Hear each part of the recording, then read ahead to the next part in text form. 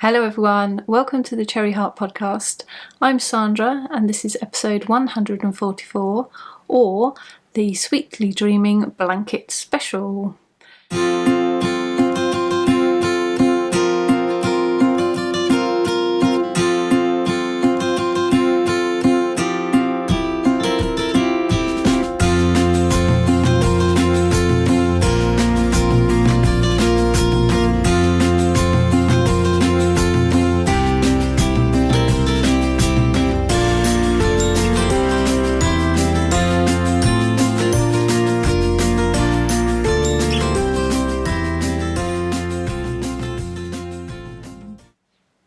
So usually I talk about my current crochet, knitting and sewing projects, what I'm working on, what I finished, but this time I'm just going to be talking about my new blanket pattern, and I'll show you some pictures and chat about the pattern with you, and hopefully answer all your questions that you might have about it.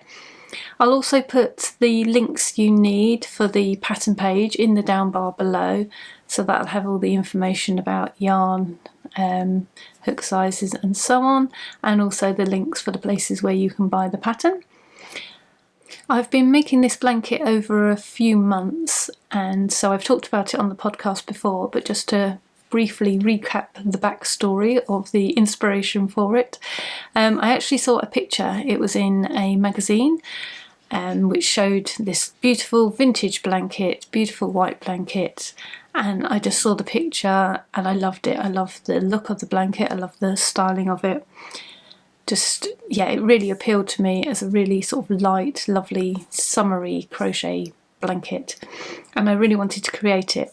So I just set about trying to recreate those squares and recreate that blanket, and so I could come up with this pattern.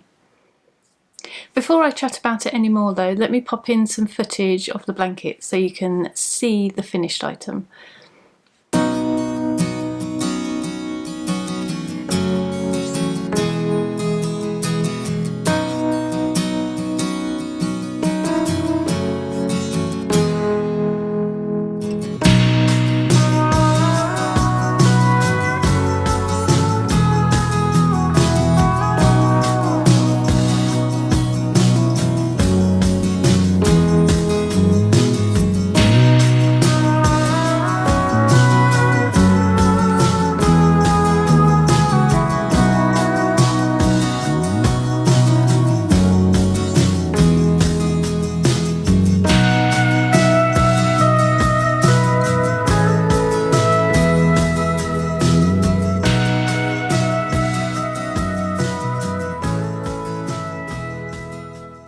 I've come into the blanket so I can actually be where the blanket is while I chat about it a little bit more. I wanted to tell you the yarn that I've chosen for this. So I've gone for Starcraft's natural bamboo and cotton. So as it sounds, it's a mixture of bamboo and cotton yarns, but what that creates is a really lovely soft drapey yarn. So it's kind of got the characteristics of cotton, but it's kind of got the sheen and sort of smooth, kind of flowing quality that the bamboo has. So I don't know if I kind of hold this up so you can see just how it just sort of falls, and it's so kind of flexible and movable, and it just sort of, what's the word? It flows in your hand. So it's very kind of fluid, and it's a lovely, it just creates this lovely fabric. I used a 4mm hook with this. It is a DK weight yarn, and I just wanted to make sure I had kept a sort of nice openness to the squares so that it could sort of retain that same look that the vintage blanket that I saw in the picture had. So I'm really happy how this has worked up for this blanket. I used chalk, which is their sort of pure white colour, and I wanted, again, because I wanted to create that picture, I wanted all in one colour, all white, and I'm really happy with how the yarn sort of drapes over the bed, and how I can kind of leave it in quite a wrinkled way on the bed. We drape it quite casually and arrange it quite casually without having to fuss over it, and it just kind of looks nice. Even when it's sort of in quite disarray almost, it still looks really nice, I feel, on the bed. So yeah, I really love that about it. And I've also added the tassels just to get that little bit of movement and extra feature on the sides, so they trail down the sides, and yeah, I just am very happy with that look. You don't need to add the tassels. The tassels are only on two sides, so either side of the bed. The ends, the top and the bottom end, just have the picots. So that's written into the pattern. You don't have to make a different choice. The tassels are literally added where the picots are. So if you don't want to add the tassels, just leave that bit out. Another feature I really like about the blanket is just the way the squares fit together. I'll perhaps put some close-ups in, but where this flower is the centre of the square, and that comes up to these edges here, that's the top edge of a square, that makes one pattern this lovely star. But then where the squares join, you also get this another sort of pattern forming where they meet and this feature meets. So I really like how you get these sort of two overlapping patterns. That's another really nice feature. As for the skill level, it's a relatively easy pattern. I think there aren't too many challenging stitches. I'd put it as a kind of easy intermediate. Basically most of the stitches are simple, straightforward stitches, just UK trebles or US doubles. There's a couple of other ones in here. We've got some popcorns, there's some working stitches together to make the border here. But I think most of it is fairly straightforward, really. So I don't think it's going to be too challenging, which is good. For the joining, I've just stitched the squares together this time.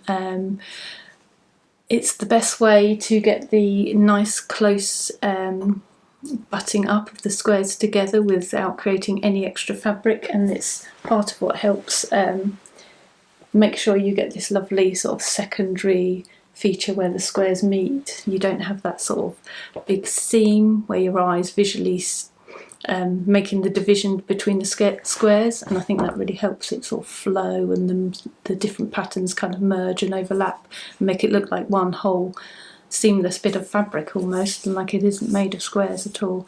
So although I don't normally like sewing my squares together that much, I felt like it was worth it for this project. To finish, I'll just tell you a little bit more about the pattern. I've only got it in black and white here, but here it is. It's quite a lengthy pattern, as most of mine are, because I like to include lots of extra information for you. So you'll have a full written pattern in here, in UK terms and also in US terms, so you can choose which you are used to working from and use either.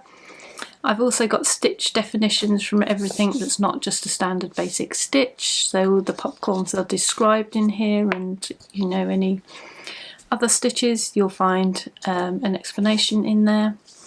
I have charts. The whole pattern is charted out, so if you prefer working from charts you can do that.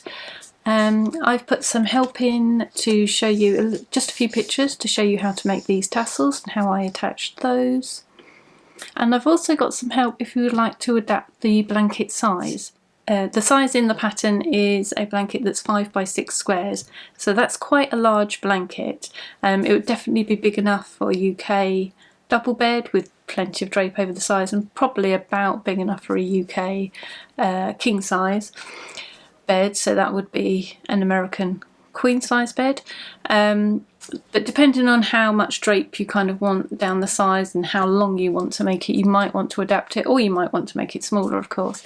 So I've got a little chart in here which just gives a example of different sizes. So I've worked up kind of like a single, a double, a king size and a super king. So those are UK sizes, and I've put how that translates to the American sizes and included a larger size for a bigger American beds as well.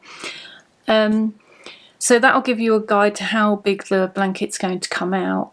And then I've also put in there some sort of guidance for yardage requirements, so you know how many, well, roughly how many balls of yarn you need. It's always a little tricky because with blankets you're talking about a lot of yardage, so a small difference on one square can extrapolate out to quite a big difference over the entire project, but at least it will give you a kind of a starting point. It will depend how your gauge matches my workings out, but at least it gives you somewhere to start from, and you can do your swatches and kind of work out from there. The size I've actually showed you on my bed is a 7 by 7, so that's bigger than the pattern. So I used a lot more yarn than I've got in the pattern, but I wanted a really big oversized feel. And I think, so I sort of was guessing at the time when I was first making it, I was kind of guessing what I needed, and I think I could have perhaps got away with it being a little bit smaller. I've got a UK king size bed, but at the same time I do kind of like how it drapes down the sides, so I don't know. It depends, like I said, it depends what look you want and how much you want to have over the sides, because on mine the tassels do kind of drag on the floor a bit in the corners, so some people like that, some people aren't so keen on that. So, but at least you'll have the information here, hopefully, to adapt it to your needs. So I think I've included everything, hopefully, that you could want or need. And I shall put the links, as I said before, the link for that will be below. It's on my website, which is cherryheart.co.uk. Thank you ever so much to everyone who's shown interest in it and been ever so kind about it, and I know you've been patiently waiting, some of you as well, so as always that's very, very appreciated. You guys are the best, so yeah, I'm very lucky in that way. But if you buy it, I hope you enjoy it. I hope you like working on it as much as I have, because I've just loved this project. I've really, really enjoyed it. And yeah, I just hope you're really happy with your finished results. Thanks ever so much for watching, and I hope you enjoy the blanket. And I will see you next time. Bye!